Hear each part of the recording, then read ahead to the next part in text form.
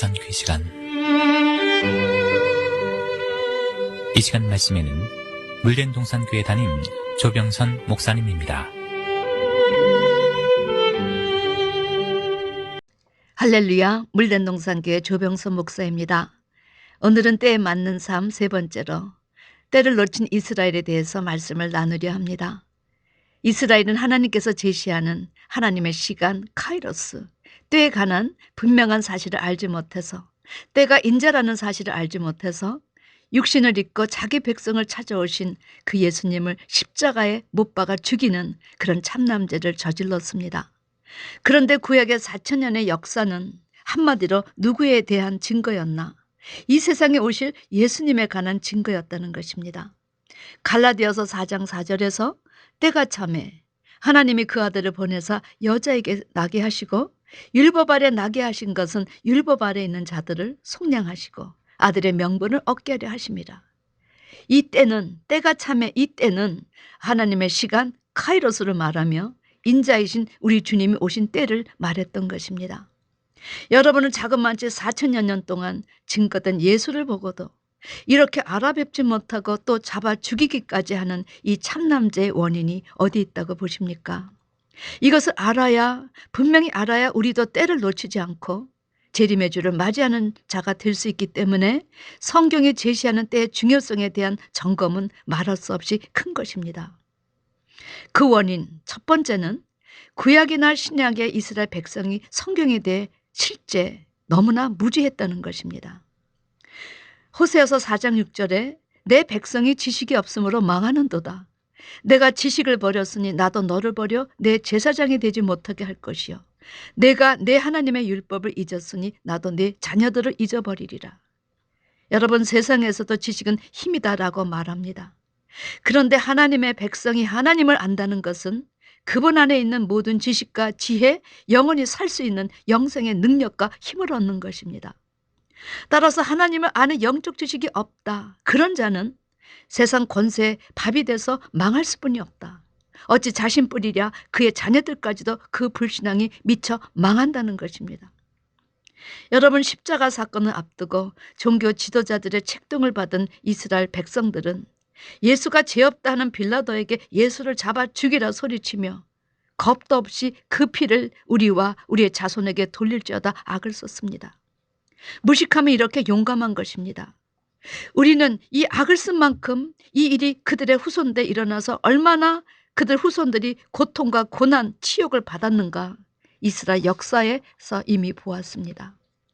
사도 바울 역시 고린도전서 2장에서 이 하나님 안에 감춰진 비밀인 예수 그리스도는 이 그리스도를 아는 지혜는 이 세대의 간언이 하나도 알지 못하였나니 만일 알았다면 영광의 주를 십자가에 못 박았겠느냐? 이렇게 질문합니다.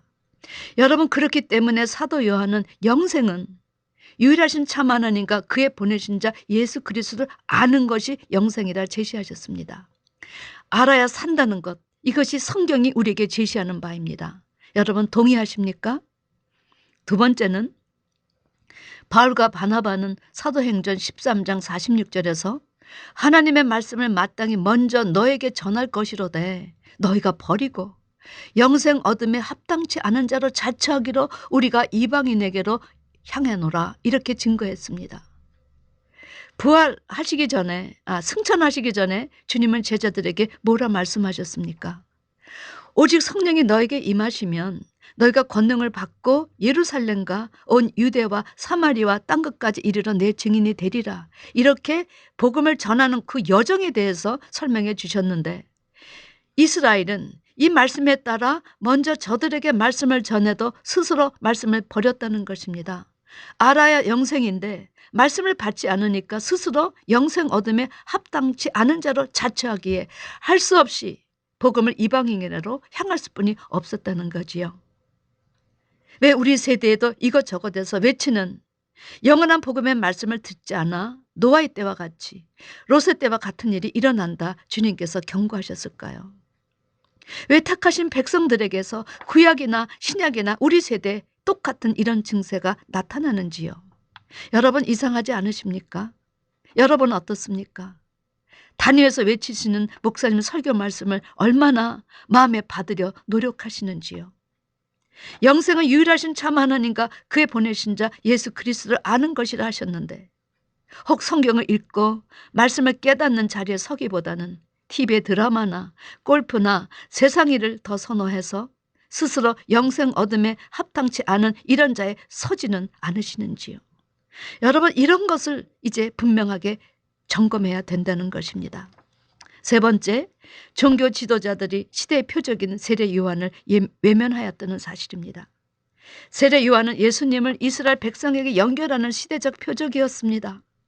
그는 회개하는 세례를 베풀었지만 그 시대 종교 지도자들은 그를 찾아 회개하고 세례를 받지 않았습니다. 오히려 세례 요한에게 내가 무슨 권위로 그런 일을 하느냐 해서 세례 요한을 난감하게 하였지요.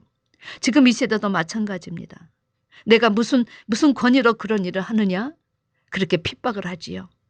네 번째는 사도 바울은 데살로니가전서 2장에서 말하기를 유대인은 주 예수와 선지자들 죽이고 우리를 쫓아내고 하나님을 기쁘시게 아니하고 모든 사람에게 대적이 되어 우리가 이방인에게 말하여 구원 얻게 함을 저희가 금하여 자기 죄를 항상 채움에 노하심이 끝까지 저에게 임하였느니라 말하였습니다. 여러분, 유대인이 한 행동 이 하나하나를 여러분 분명히 들어보시기 바랍니다.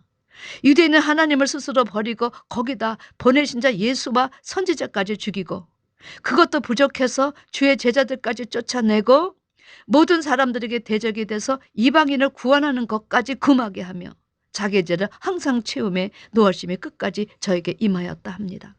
그 결과 예수님이 뭐라 하십니까? 동서로부터 많은 사람이 이르러 아브라함과 이삭과 야곱과 함께 천국에 앉으려니와 본 나라의 자손들은 바깥 어두운 데 쫓겨나 거기서 울며 이를 감이 있으리라.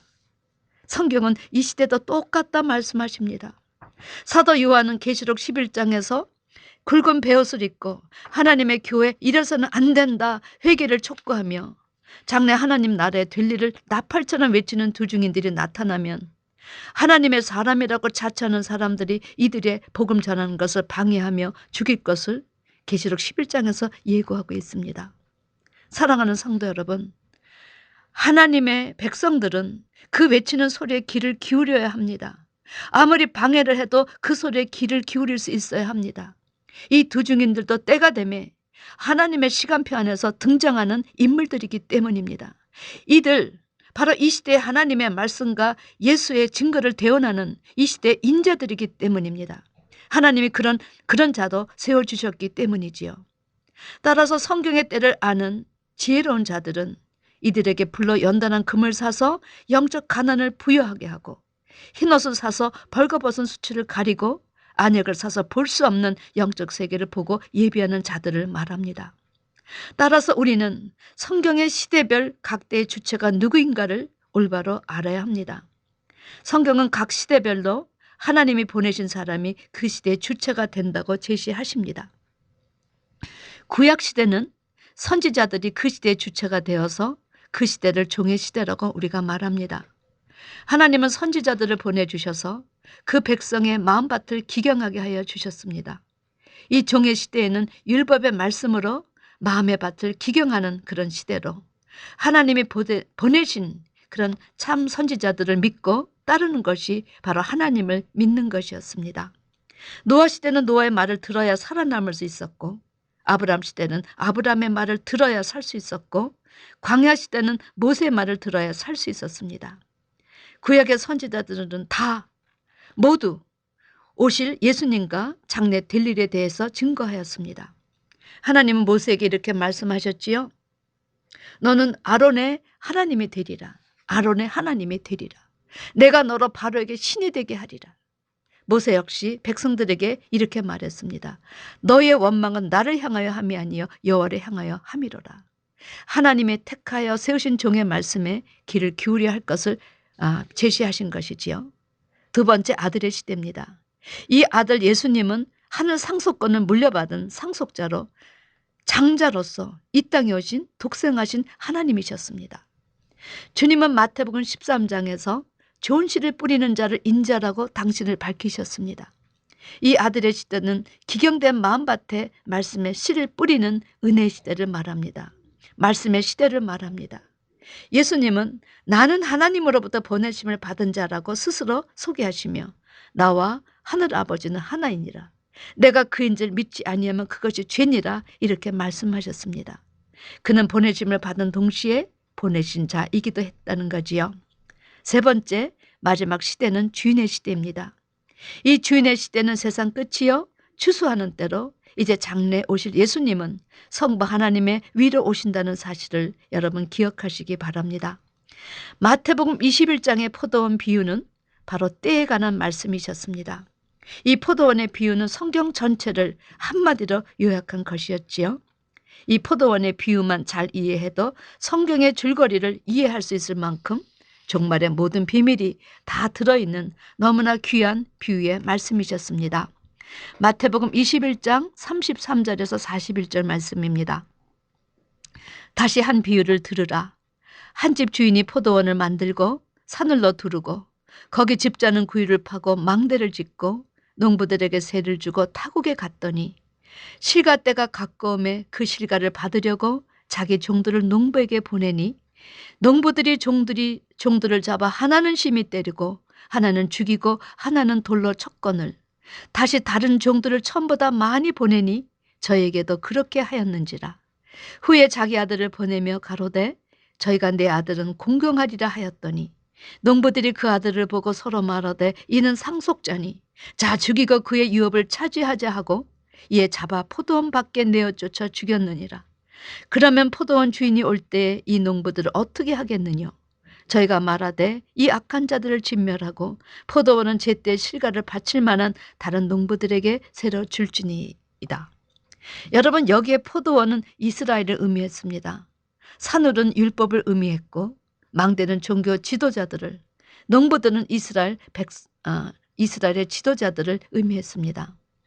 종들은 선지자들을, 아들은 예수님을, 포도원 밖은 이방을 말하였습니다. 주인은 하나님을 마지막으로 진멸한다는 것은 마지막 심판을 의미했다는 거지요. 종들을 보냈다는 것은 무엇을 의미했습니까? 율법시대 선지자들을 보낸 것을 말하며 아들을 보냈다는 것은 신약시대 아들 독생자 예수를 보낸 것을 말하며 마지막 주인의 때는 성령시대로 이때 율법과 화평의 복음을 합한 그런 영원한 복음 새노래 내용을 제대로 깨닫지 않으면 짐승의 표를 받아 심판의 대상이 된다는 사실을 전해야 되는 것입니다. 여러분, 마지막 심판은 말씀 심판입니다. 베드로 후서에 이제 하늘과 땅은 동일한 말씀으로 불사르기 위하여 말씀 심판, 동일한 말씀으로 불사르기 위하여 간수하신 바 되어 경건치 아니한 사람들의 심판과 멸망의 날까지 보존하여 두신 것이라. 알곡과 가라지가 함께 공존하는 시간이 있었지만 이제 더 이상 공존하지 못하게 알곡은 모아 곡간에 들이고 가라지는 너무 많아서 단으로 먹는 과정을 거치게 되면 우리 주님이 재림하셔서 심판을 하신다는 내용입니다. 사랑하는 성도 여러분, 성경에서 때는 인자이고 인자는 사람을 말했습니다. 모세 당시에는 모세가 인자였고 노아 시대에는 노아가 인자였고 예수님 당시에는 예수님이 인자이셨습니다.